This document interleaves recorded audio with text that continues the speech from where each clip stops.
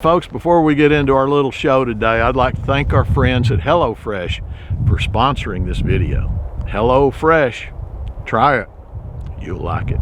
Well, friends, I encourage you to get on the HelloFresh bandwagon, just like my wife and I did. A few years ago, we checked with our son Matt on Off the Ranch. We knew he had been advertising for HelloFresh, and we asked him about it, and he said, the food's great. He said, Meredith loves it, I love it, and he said, more importantly, the kids love it. So my wife and I also got on board with HelloFresh, and we've not regretted it one time. Highly recommend it. As your calendar starts to fill up this season, you can count on HelloFresh to get back some of your free time by making cooking simple and quick. Each recipe and pre-proportioned ingredients come right to your door, so you can skip the grocery store and a lot of the prep. Need dinner in a hurry? HelloFresh's quick and easy options like 20-minute meals and easy clean-up recipes allow you to enjoy good times around the dinner table with loved ones and less time in the kitchen. With over 35 weekly recipes, there's something to please everyone. You can also easily customize your recipes by swapping proteins or sides, upgrading to choice proteins, or even adding protein to a veggie meal. Quality is HelloFresh's priority. Ingredients travel from the farm to your home in less than 7 days, so you know they're fresh. So go to HelloFresh.com and use the code DrLee70 for 70% off plus free shipping. Once again, go to HelloFresh.com and use the code DrLee70 for 70% off and free shipping. HelloFresh, try it, you'll like it.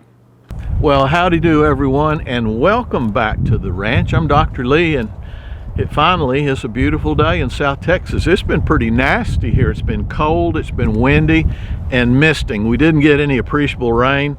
It's just been nasty, but today about noon the sun broke through, and it's cold and it's windy, but it's a pretty day. So I thought I'd take advantage of this, get out and make a video while I could. But anyway, thank you so much for being here. There will be a lot of wind noise today, and we are on the southern border of the ranch today.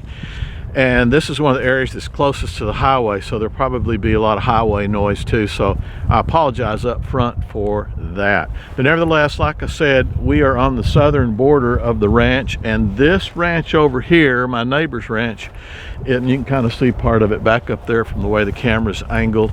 That's the ranch that my neighbor sold to commercial developers so they could come in here and shoehorn as many small houses on postage stamp size lots as they possibly could, and basically that translates into making as much money as they can regardless of what they have to do. But nevertheless, we had previously, before the sale and all that, we had asked the previous owner of this land if they ever sold, if they would please just sell us, and this was all a beautiful thick forest. We just asked them if they would sell us about a 50-foot buffer all the way down our entire fence line so that whatever happened over there, we would not be affected by it. But the next thing we knew, without hearing anything from them, there were big machines coming up and down the fence line, creating roads for even bigger machines to come in and make more destruction. Initially, they were just cutting pathways and lanes, and then the tree-eating machines took over.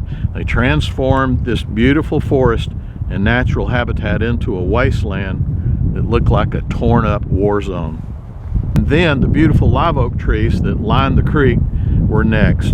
They were violently transformed into 15 to 20 foot tall mounds of hardwood sawdust.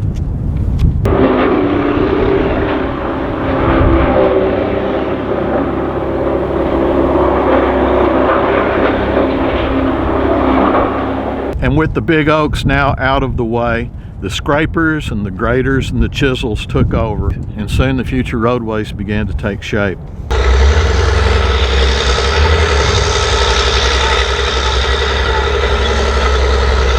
The dust and the noise, even from hundreds of yards away, served as a daily omen of what was yet to come.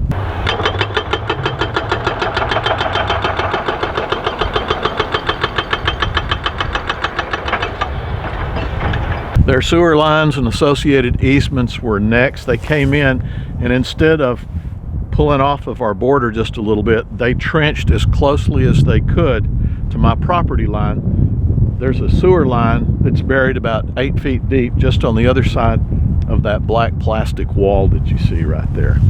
That 50-foot buffer that we ask our neighbors for sure would be nice to have right now.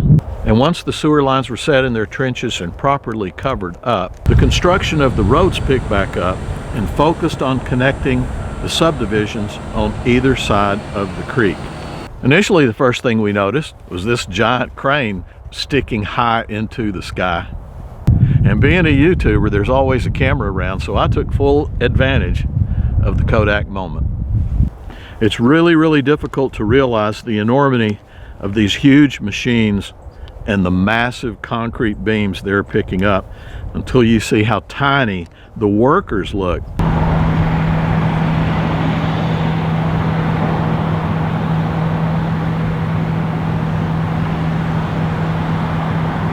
This crane was setting those concrete beams for a bridge that runs over the creek, while a giant boulevard is now taking shape to serve the future community. And sadly, looking at this drone footage, I noticed newly created giant ravines and huge storm drainage pipes, all aligned to transport the rain runoff, all the yard chemicals, all the road debris, and everything else straight into the creek. Won't that be nice?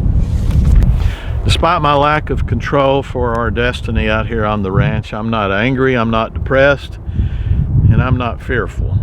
But I do have some frustrations with the whole mess.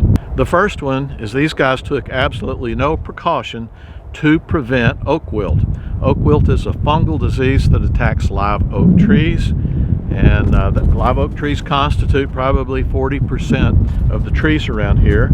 It's very contagious, and it's on all the ranches around here in this little surrounding area except mine, and it is right up against the border lines. And one of the ways oak wilt is mainly spread is through wounds on the trees. Anytime over the last 30 some odd years at our house I trimmed the oak trees, if I made a wound bigger than a quarter, it got sprayed, and that's the way you prevent the spread of oak wilt. These guys come through here and just drive bulldozers and all kinds of giant equipment through here with a devil-may-care attitude. Case in point, listen to this limb snap over 400 yards away.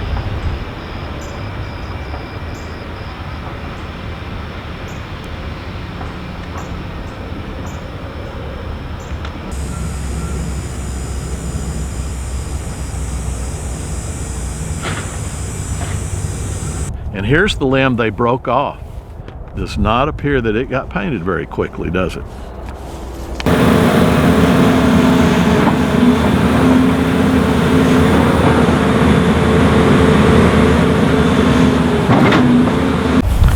And another thing I'm frustrated with, and I alluded to this on my last video, is they had absolutely no plans for all the animals whose homes they destroyed and displaced.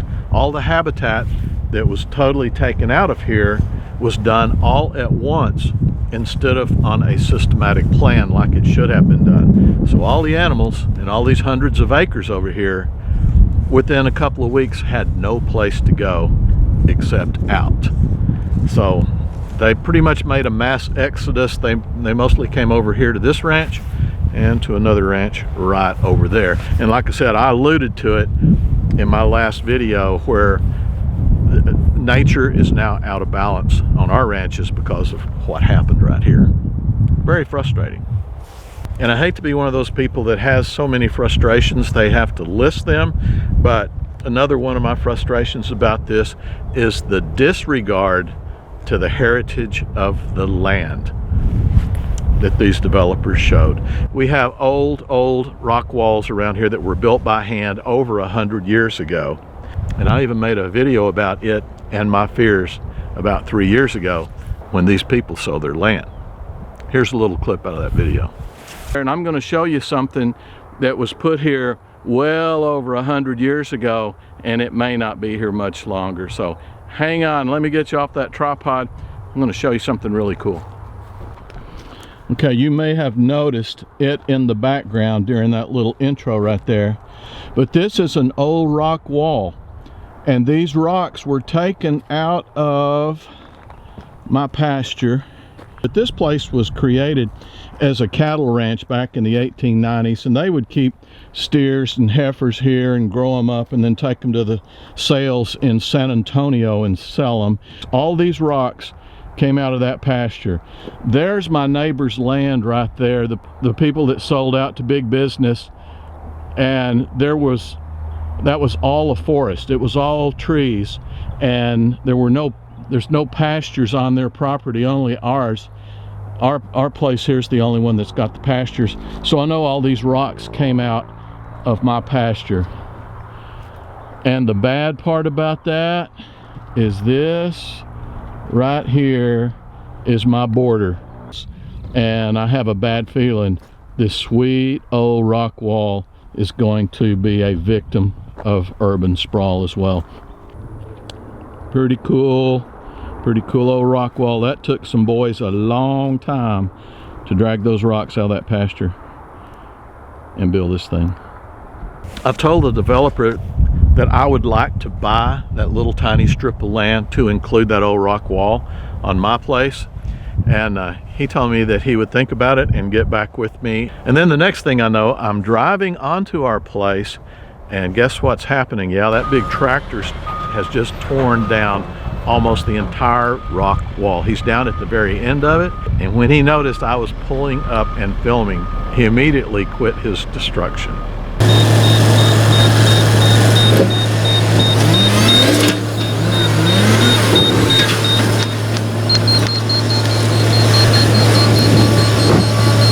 And you know, folks, like I said, I'm not angry, I'm not depressed. You know, life throws us curveballs every now and then, and in the grand scheme of things, having whatever's going in next door is rather small beans, actually. I do honestly feel a little sad for my neighbors. They were making some changes, I guess, I guess they thought it would make them happier, make them a happier life. But what we've heard, and granted this is hearsay, we've heard they are not happy, and I don't know if that means they're not happy with what's going in here. Surely they knew that, or happy with the deal they got. Maybe they think they could have gotten a better deal. But happiness is not a goal. Happiness is the product of a well-lived life. And if you're not happy, you're probably not living your life as well as you should. The easiest way to be happy and live that well-lived life is to be kind. I try to challenge myself to find new ways to be kind every day. I try to be kinder today than I was yesterday. I try to reach out to people I love, people that need help, people that may need nothing more than just a friendly phone call to say, how are you doing? Good to talk to you. Reach out and be kind. And as one of my very favorite friends and very favorite pastors always say, kindness is the one thing a blind man can see and a deaf man can hear. Be kind, my dear friends. It will pay off. It will make you happy. My dear friends, that's it from out here on the ranch today. Thank you so much for stopping by. You know it means a lot to me. I look forward to seeing you next time, and I want you to always remember I love you. Bye-bye now.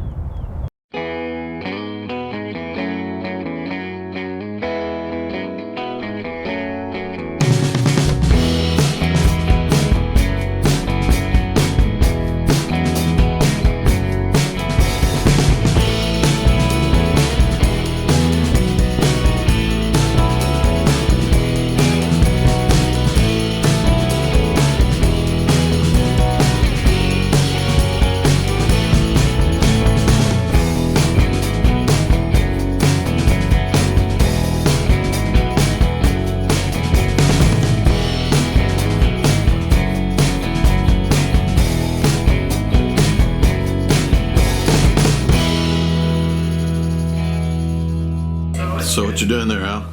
Neutering a dog, Dad. All right. Who's gonna learn you? That's a mistake.